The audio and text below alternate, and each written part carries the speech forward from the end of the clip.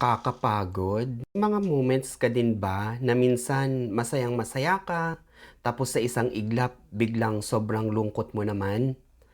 Ang tahimik, nakakabinging katahimikan. Nakakapagod? Napapagod na ako. Paano pa sa mga taong nakapalibot sa akin? Malamang mas napapagod sila. Kaya minsan, nauunawaan ko at naiintindihan ko kung yung mga taong ito ay bigla na lang maglalaho. Minsan, naiintindihan ko kung bakit.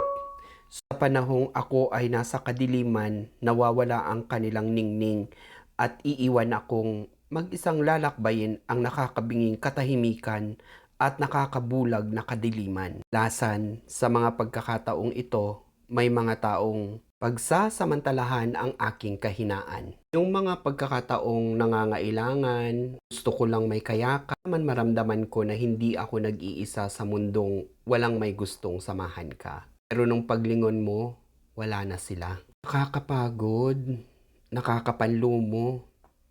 I felt so weak, lonely, and sad.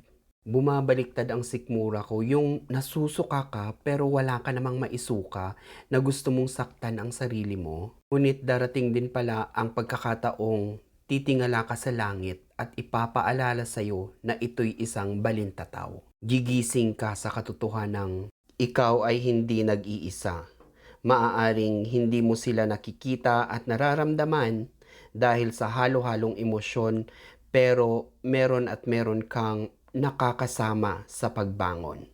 Babangon ka at malalagpasan mo ang balintataw na dulot ng malikot mong imahinasyon.